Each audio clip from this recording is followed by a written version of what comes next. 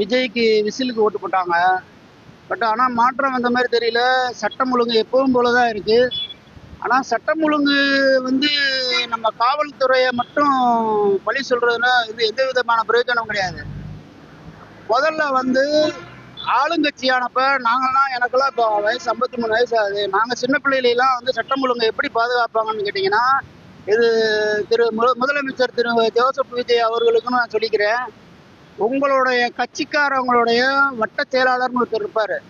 அந்த வட்ட செயலாளர்கிட்ட பொதுமக்களுக்கு ஏதாவது ஒரு ப்ராப்ளம்னா, இப்போ ஒரு பையன் வீட்டுக்கு அடங்காம கஞ்சா அடிச்சுக்கிட்டு தண்ணி அடிச்சுக்கிட்டு ரோட்ல திர்றான், அடங்க மாட்டேறான்னா அவனை போய் முதல்ல ஃபர்ஸ்ட் அந்த வட்ட செயலாளர்கிட்ட சொல்லுவாங்க. அவர் என்ன சொல்லுவாரு, திரும்ப போய் அந்த லிமிட் ஸ்டேஷன்ல சொல்லுவாரு. அப்போ அவன் வந்து குற்றச்செயல்களில் ஈடுபடுறதுக்கு முன்னாடியே அவனை தடுத்து நிறுத்தலாம். சட்டம் ஒழுங்கா இப்படிதான் பாதுகாக்கணுமே தவிர, கஞ்சா அடிச்சு அவன் ஒரு குற்றச்செயலில் ஈடுபட்டு பொம்பளை பிள்ளைய சின்ன பிள்ளையெல்லாம் கற்பழிச்சதுக்கு அப்புறம் வந்து சட்டம் ஒழுங்கு கெட்டு போச்சுன்னு அரை கூவல் விடுறதுனால எந்த விதமான பிரயோஜனமும் கிடையாது. சட்டம் ஒழுங்கை பாதுகாக்கிறதுக்கு பொதுமக்களும் அதுல வந்து பங்களிக்கணும். அப்பத்தான் சட்டம் ஒழுங்கை பாதுகாக்க முடியும். கஞ்சா விற்கிறான்னா கஞ்சா விற்கிறவனை தடுக்கணும் ஃபர்ஸ்ட்.